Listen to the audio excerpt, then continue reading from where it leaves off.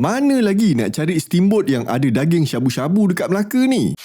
Ini hari aku bawa Aida pergi makan steamboat dekat Masjid Tanah. Kalau nak tahu, inilah kedai steamboat paling murah dekat Melaka dengan pelbagai pilihan makanan. Yang paling penting ada daging syabu-syabu. Mana lagi nak dapat dekat tempat lain? Sekali bayar kau melantak le sampai terlentang. Janji jangan membazir. Sos dia pun ada banyak jenis. Yang penting korang boleh buat sos ala-ala Sukiya. Korang follow je resepi yang dia dah bagi tu. Lupa nak bagi tahu, bulan Ramadan ni diorang ada buat buffet Ramadan. Untuk seorang dewasa RM36 je seorang. Untuk kanak-kanak, OKU dan warga emas RM26 je satu kepala. Ada banyak lauk pauk yang diorang hidang untuk berbuka puasa nanti. Waktu operasi bulan Ramadan ni dari pukul 5 petang sampai 10.30 malam, bermula dari 21 Februari sampai 18 Mac 2026. Untuk buffet Ramadan ni digalakkan untuk buat tempahan sebab takut dah datang jauh-jauh, rupanya table dah penuh. Buat harap hati je nanti. Okey, tak nak borak panjang, marilah kita memasak. Dah kebulur ni. Aida tunjukkan cara makan syabu-syabu dengan sos ala Sukiya. Bulan Ramadan nanti sambil-sambil makan korang boleh layan basking sekali. Jadi orang Masjid Tanah, Pengkalan Balak, Tanjung Bidara, Kuala Sungai Baru, Ramuan Cina, Kuala Linggi, Lendu, Air Pak Bas, Sungai Udang. Tunggu apa lagi? Tempahlah sekarang. Gentle cakap kalau tempah last minute, tarikh yang kau nak tu mesti dah penuh punya. Marilah kita berbuka puasa di Mama Mia Steamboat and Grill Masjid Tanah.